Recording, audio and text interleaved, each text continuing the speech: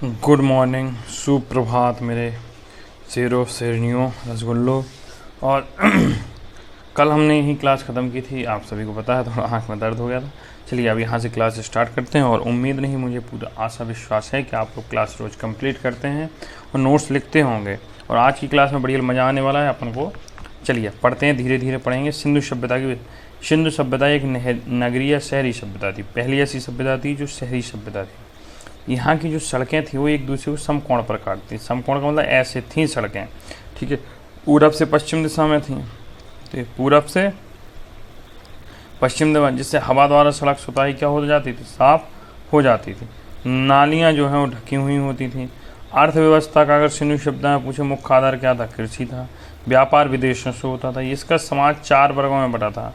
पहला था विद्वान समाज, योद्धा समाज, व्यापारी, शिल्पकार और श्रमिक। मतलब कुछ विद्वान लोग थे, पढ़े लिखे लोग, योद्धा थे, व्यापारी या शिल्पकार और श्रमिक। वही है विद्वान, मतलब अब उसको आगे चल के वैदिक काल में ब्राह्मण कहा जाने लगा, या योद्धाओं को क्षत्रिय कहा जाने लगा, व्यापारी और शिल्पकार को वैश्य कहा जाने लगा, और श्रमिक जो काम करते हैं शूद्र कहा जाने। अलग अलग परिभाषाएं, लेकिन यही बटा रहा। अच्छा, इनका समाज जो था वो मात्र सत्तात्मक था, मतलब माता की सत्ता थी। मतलब यहाँ जैसे अभी आप अपना जो समाज है वर्तमान में पितृ सत्तात्मक, यहाँ लड़कियाँ ब्याह के लड़कों के यहाँ जाती हैं, लेकिन ये समाज में मात्र सत्तात्मक था, लड़के ब्याह के लड़कियों के यहाँ आते थे। इनकी जो लिपि है वो भाव चित्रात्मक थी, जिसे पढ़ा नहीं गया इस लिपि को दाएँ से बाएँ की ओर लिखा जाता है। इनके मोहरों पर सर्वाधिक एक सींग वाले जानवर का चित्र मिला है। आगे देखते हैं। इनके मोहरों पर गाय तथा सिंह का चित्र नहीं मिला है। मतलब गाय और सिंह से ये लोग क्या थे, अपरिचित थे। तो क्वेश्चन बनता है सिंधु सभ्यता के लोग किस जानवर से अपरिचित थे, तो गाय और सिंह से। हड़प्पा सभ्यता के मोहरों में सेल खरी का मुख्य रूप क्या, सेल खरी से बनी हुई मोहरें थीं। सिंधु घाटी सभ्यता के लोग लोहे से परिचित नहीं थे। हमने कल भी बताया था, यहाँ के लोग जो हैं सिंधु घाटी सभ्यता के लोहे से परिचित नहीं थे। यहाँ माप तौल के लिए जो है वो न्यूनतम बार 16 किलोग्राम था। सिंधु सभ्यता के लोग युद्ध तलवार से परिचित नहीं थे। सिंधु सभ्यता में मिट्टी के बर्तनों में लाल रंग का उपयोग किया जाता था। तो सिंधु सभ्यता के जो लोग हैं वो युद्ध से परिचित नहीं थे, तलवार से परिचित नहीं थे, लोहे से परिचित नहीं थे, गाय भैंस से गाय और सिंह से, देखिए गाय और सिंह से नहीं परिचित थे। 16 किलो का मिनिमम बाट था। चलिए आगे देखते हैं।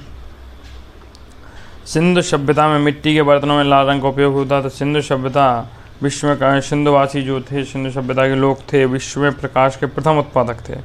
सिंधु सभ्यता के विनाश का सबसे बड़ा कारण वहाँ बाढ़ आना, जनजाति बदलना, युद्ध होना कई माने जाते हैं।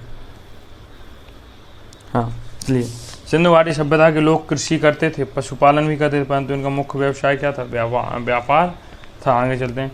मेसोपोटामिया की सभ्यता लगभग 10,000 ईसा पूर्व है।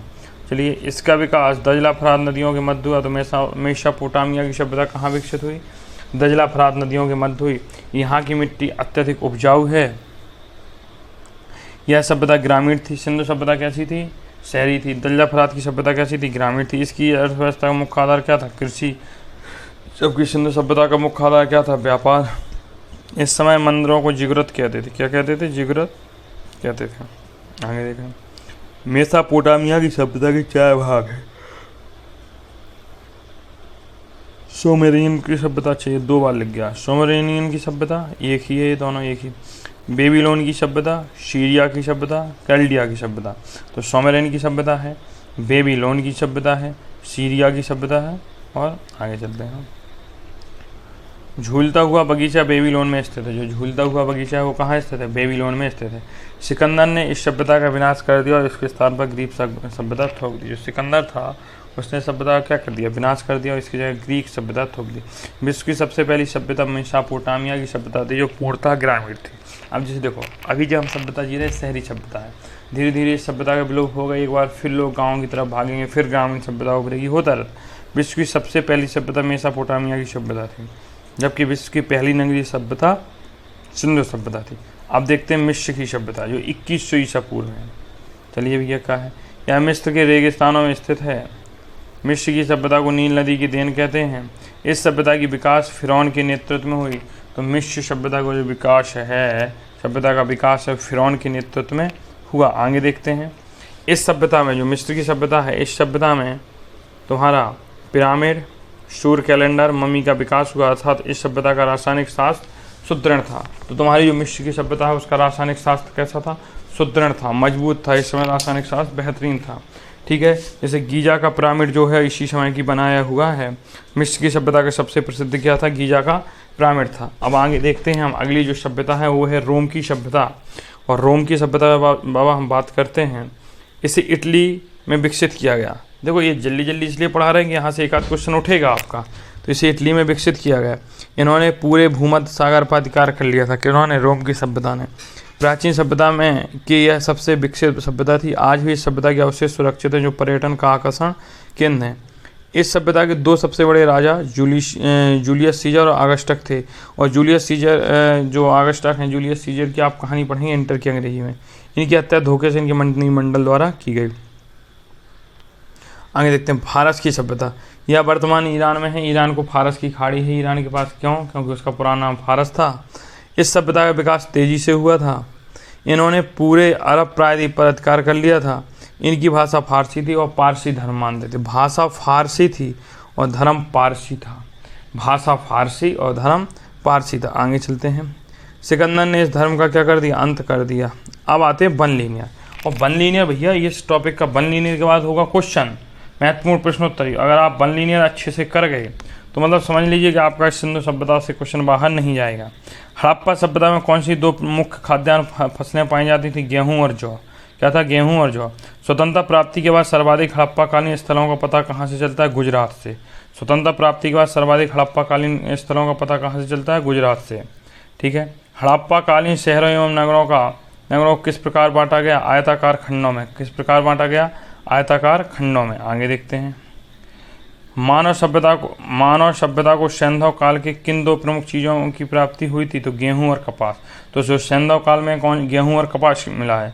सिंधु सभ्यता का जो समूचा क्षेत्र आकार है वो त्रिभुजाकार है। जो सिंधु सभ्यता है वो हमारे त्रिभुजाकार में बटी है, हम कई बार बता चुके हैं। और इसका जो क्षेत्रफल है वो 13 लाख के लगभग है। 12,99,600। सॉरी, आगे चलते हैं। अब तक हड़प्पा संस्कृति के लगभग कितने स्थलों का पता? लगभग 100 स्थलों का पता लगा। जो हड़प्पा संस्कृति मुख्यतः सिंधु सभ्यता कहते हैं कि मुख्य विशेषता है नगर की योजना प्रणाली। बेहतरीन नगर की योजना प्रणाली। लेकिन एक चीज़ बताइए, कहाँ की सड़कें टेढ़ी मेढ़ी थी? कल की क्लास में पढ़ाया था, कमेंट बॉक्स में उत्तर दीजिए। मोहनजोदड़ो का जो मोहनजोदड़ो है का महत्वपूर्ण स्थल कौन था? विशाल स्नानागार। मोहनजोदड़ो का जो सबसे महत्वपूर्ण स्थल था वो विशाल स्नानागार। मोहनजोदड़ो की सबसे बड़ी इमारत कौन सी थी? अन्नागार। कौन सी थी? अन्नागार। हड़प्पाई लोग किसके बने हल का प्रयोग करते थे? जो लकड़ी का, वुड, लड़की नहीं लकड़ी। सबसे पहले कपास पैदा करने का श्रेय किन लोगों को जाता? तो सिंधु निवासियों को। सबसे पहले कपास किसने पैदा किया था? सिंधु निवासी को। मोहनजोदड़ो की सबसे बड़ी इमारत कौन सी थी? अन्नागार। हड़प्पाई लोग किसके बने हल से प्रयोग करते थे? वुड, लकड़ी। ठीक है, आगे देखते हैं। कपास को यूनान के लोग किस नाम से जानते थे? जो कपास था इसको यूनान के लोग, विदेशी लोग किस नाम से जानते थे? सिंडन। किस नाम से जानते थे? सिंडन नाम से जानते थे। आगे देखते हैं। बुने हुए सूती कपड़े का एक टुकड़ा कहाँ से आता है? जो बुने हुए सूती कपड़े के टुकड़े हैं वो कहाँ से मिले? मोहनजोदड़ो से मिले। अच्छा ये बताओ, स्वास्थ्य चिन्ह हाथी का कपाल कहाँ से मिला? RS-37 कब्रिस्तान कहाँ से मिला? मेसोपोटामियाई अभिलेखों में सिंधु क्षेत्र का प्राचीन नाम पाया जाता है जिसे मेलुहा कहते हैं। जो मेसोपोटामियाई सभ्यता है उसके अभिलेख पाए गए तो उसमें जो सिंधु सभ्यता का प्राचीन नाम है, पुराना नाम है, मेलुहा मिला। आगे देखते हैं। हड़प्पा संस्कृति के लगभग सभी मकान किस आकार के थे? आयताकार थे। और हड़प्पा संस्कृति जो थी किस आकार में बची थी? त्रिभुजाकार में। लगभग कितने क्षेत्रफल में बची थी? 13 लाख वर्ग किलोमीटर में। और इसके जो मकान है लगभग कैसे पाए गए? आयताकार पाए गए। हड़प्पा नगर की संरचना कितने किलोमीटर के घेरे में फैली हुई थी? तो 5 किलोमीटर के घेरे में। कितना? तो 5 किलोमीटर का ऐसा घेरा था, इसमें सिंधु सभ्यता थी हर नगर की। चलिए, जो हड़प्पा नगर था। ऐसा कौन सा स्थल है जहाँ से उत्तर हड़प्पाई अवस्था में पकाई हुई ईंटों के प्रमाण मिले थे? भगवानपुरा में। कहाँ मिले हैं? भगवानपुरा में। चावल के उत्पाद के साक्ष्य कहाँ से प्राप्त हुए? रंगपुर एवं लोथल से। चावल के उत्पाद के साक्ष्य रंगपुर एवं लोथल से मिले। कहाँ से मिले? रंगपुर एवं लोथल से मिले। आगे देखती हैं और क्या करते हैं अपन। भारत में सबसे बड़ा हड़प्पाकालीन स्थल कौन सा है? तो धौलावीरा। कौन सा है? धौलावीरा। अगर आपसे पूछा जाएगा कि भारत में सबसे बड़ा हड़प्पाकालीन स्थल कौन सा है तो आप बाबू उत्तर देंगे धौलावीरा। एकमात्र हड़प्पाकालीन स्थल जो त्रिस्तरीय था वो कौन था? धौलावीरा। तो भारत में सबसे बड़ा हड़प्पाकालीन स्थल गुजरात में है धौलावीरा। एकमात्र हड़प्पाकालीन स्थल जो त्रिस्तरीय था धौलावीरा। हड़प्पा काल की ज़्यादातर मोहरें किस काल से प्राप्त किस प्रकार की थी? तो जो हड़प्पा काल में जो मोहरें बनी थी वो किस प्रकार की थी? तो वर्गाकार थी। कैसी थी बाबू? वर्गाकार। तो यहाँ कई क्वेश्चन पूछेगा। देखो एक क्वेश्चन तो पूछेगा भारत में सबसे बड़ा हड़प्पाकालीन स्थल कौन है? धौलावीरा। और एकमात्र हड़प्पाकालीन स्थल जो त्रिस्तरीय वो भी धौलावीरा है। चावल के उत्पादन के साक्ष्य कहाँ से मिले? तो रंगपुर एवं लोथल से। चावल का उत्पादन है रंगपुर एवं लोथल से मिला। हड़प्पा काल की ज़्यादातर मोहरें किस प्रकार की होती थी? तो वर्गाकार की होती थी। कैसे होती थी? वर्गाकार। किस व्यक्ति ने हड़प्पा और मोहनजोदड़ो को एक विस्तृत साम्राज्य की जुड़वां राजधानी कहा है? तो पिगट ने। किस व्यक्ति ने कहा हड़प्पा और मोहनजोदड़ो को एक विस्तृत साम्राज्य की राजधानी, जुड़वां राजधानी? पिगट महोदय ने कहा। आगे देखते हैं। किन पुराविदों की मान्यता है कि सिंधु सभ्यता की उत्पत्ति मेसोपोटामिया की सुमेरियन सभ्यता से हुई है? तो सर जॉन मार्शल, गार्डन और चाइल्ड व्हीलर ये कहते हैं जो हमारे सिंधु सभ्यता की उत्पत्ति है वो मेसोपोटामिया की सुमेरियन सभ्यता से हुई है। ठीक है, छोटा है। चलिए आगे देखते हैं। सिंधु सभ्यता के लोग किस धातु से परिचित नहीं थे? लोहा। बता चुके हैं, लोहा से परिचित नहीं थे। किन सिंधु स्थलों से यज्ञ वेदियाँ प्राप्त हुई? लोथल एवं कालीबंगा। लोथल एवं कालीबंगा से जो हुआ है भैया, लोथल एवं कालीबंगा से क्या हुआ है? वेदियाँ प्राप्त हुई। आगे देखिए। सिंधु सभ्यता के किस स्थल से घोड़े की हड्डियों के प्रमाण मिले हैं? तो जो घोड़े की हड्डियों के प्रमाण है सुरकोटदा से मिले हैं। किससे मिले हैं? सुरकोटदा से मिले। आगे देखो। मोहनजोदड़ो के निवासी अधिकांश तक किस जाति के थे? भूमध्य सागरीय। मोहनजोदड़ो के निवासी अधिकांश तक किस जाति के थे? भूमध्य सागरीय। अधिकांश विद्वान की धारणा के अनुसार सिंधु सभ्यता के निर्माता किस भाषा के थे? तो द्रविड़। जो अधिकांश जो विद्वान है वो मानते हैं कि जो सिंधु सभ्यता की भाषा थी वो द्रविड़ भाषा थी। सिंधु स्थलों में किस जगह पर सर्वप्रथम किसी के साक्ष्य मिले? तो मेहरगढ़ में सबसे पहले। जो सिंधु स्थल में मेहरगढ़ है, सिंधु स्थल मतलब होता है हड़प्पाकालीन जो स्थल है उनमें सबसे पहले कृषि के साक्ष्य कहाँ मिले? मेहरगढ़ के सुलेमान पहाड़ियों के बीच। आगे देखते हैं भैया। सिंधु सभ्यता को एक स्थल जो स्तूप टीला की संज्ञा दी गई हो क्योंकि उस स्थल पर कुशलकालीन स्तूप भी प्राप्त हुआ। कौन है? मोहनजोदड़ो। तो सिंधु सभ्यता का एकमात्र स्थल है जिसे स्तूप टीला की संज्ञा दी गई, उस स्थल पर कुशलकालीन स्तूप क्या है? प्राप्त है। यह कहाँ है? मोहनजोदड़ो में। चलो आगे। सिंधु संस्कृति के अंतर्गत प्रायः सभी मकान पीछे की गली में खुलते थे, परंतु एक अपवाद कौन सा था? तो लोथल। मतलब जो सिंधु संस्कृति है इसमें जैसे ये रास्ता है तो मकान के गेट यहाँ खुलेंगे या यहाँ खुलेंगे, सामने नहीं खुलेंगे। लेकिन तुम्हारा जो लोथल था उसमें अपवाद था कि उसका कालीबंगा का क्या होगा? सामने खुलेगा। आगे देखो। लोथल में आगे किस स्थल पर फर्श के निर्मित अलंकृत ईंटों का प्रयोग किया गया था? तो कालीबंगा में। कहाँ पे? तो फर्श में कालीबंगा में अलंकृत ईंटों का प्रयोग किया गया। सिंधु सभ्यता का एक ऐसा कौन सा पुरातात्विक स्थल है जो पुरातत्वविदों के अनुसार 7 बार उजाड़ा गया? तो मोहनजोदड़ो एक ऐसा स्थल है जिसे पुरातत्व वाले मानते हैं किसी लगभग 7 बार उजाड़ा गया। आंगले देखते हैं भैया। जिसे टीले का क्या हो गया भैया? चलिए देखते हैं। जिस टीले पर हड़प्पा दुर्ग बना है उसी व्हीकल ने किस नाम से पुकारा? Mound A B. तो जिस टीले पर जो हड़प्पा का दुर्ग बना है उसे व्हीकल नामक जो ऐतिहासिक कार है उन्होंने किस नाम से? Mound A B. किन इतिहासकारों का मत है कि सिंधु सभ्यता विदेशी आक्रमणकारी और आर्यों के आक्रमण से नष्ट हुई है? ठीक है, तो ये गार्डन, चाइल्ड और व्हीलर का मत है। आगे देखते हैं। किस इतिहासकार ने कहा था कि जलवायु परिवर्तन के कारण यह सभ्यता नष्ट हुई है? तो आर.एन. स्टाइल ने कहा था। आर.एन. स्टाइल कहते हैं कि जलवायु परिवर्तन के कारण ही सिंधु सभ्यता क्या होगी? नष्ट होगी। मानव समाज विलक्षण है क्योंकि यह मुख्यतः आश्रित है किस पर? संस्कृति पर। जो मानव समाज है वो विलक्षण है क्योंकि यह मुख्यतः संस्कृति पर आश्रित है। आगे देखिए।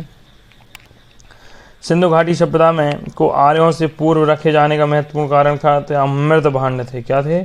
मृत भांड थे। आगे देखती है क्या होता है भैया।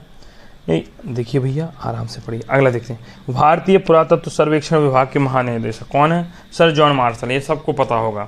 ठीक है। निर्देशक के अनुसार राय बहादुर दयाराम साहनी ने पंजाब वर्तमान पाकिस्तान के मोंटगोमरी जिले में रावी नदी के तट पर क्या किया?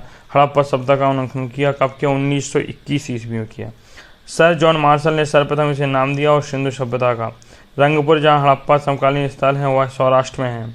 कहाँ है? सौराष्ट्र में है रंगपुर। दधोरी एक परिवर्ती हड़प्पा पुरा स्थल है जो पंजाब का है। सिंधु घाटी सभ्यता का पतन का नगर कौन था? लोथल। आगे देखो। सिंधु घाटी के लोग जो विश्वास करते थे मातृशक्ति में, चंद हुदड़ों के उत्खनन का निर्देश दिया था J.H. मैके ने। किसने दिया था? J.H. मैके ने। हड़प्पा का उत्खनन करने वाला प्रथम पुरातत्वविद जो इसके महत्व को नहीं समझ पाया था वो था एन कमिंगम। हड़प्पा का उत्खनन करने वाले प्रथम पुरातत्व जो इसके महत्व को नहीं समझ पाया, एम कनिंगम। आगे देखो, हाथी दांत का पैमाना हड़प्पीय सभ्यता में कहाँ मिला? लोथल से मिला। कहाँ मिला? हाथी दांत का जो पैमाना है वो लोथल से प्राप्त हुआ। हड़प्पा स्थल सनौली के अभी हाल में उत्खनन से प्राप्त क्या हुआ? मानव शवाधान हुआ। जिस पशु के अवशेष सिंधु घाटी सभ्यता में प्राप्त नहीं हुए शेर तथा गाय थे। कौन थे? शेर तथा गाय थे। कौन थे? शेर तथा गाय थे। आगे देखिए, वाय सभ्यता जो नील नदी के तट पर पनपी है, मिस्र की सभ्यता है। अब अत्यंत महत्वपूर्ण प्रश्नोत्तरी हैं, इनको हम अब कल की क्लास में कराएंगे। आपकी 15 मिनट की क्लास होगी, थोड़ा ज़्यादा स्पीड में होगी तो इस क्लास को रोक रोक के देख लेना। Thank you so much. आपका दिन शुभ हो। मिलते हैं विद्यालय में एक नई जोश नई उम्मीद के साथ। Thank you so much.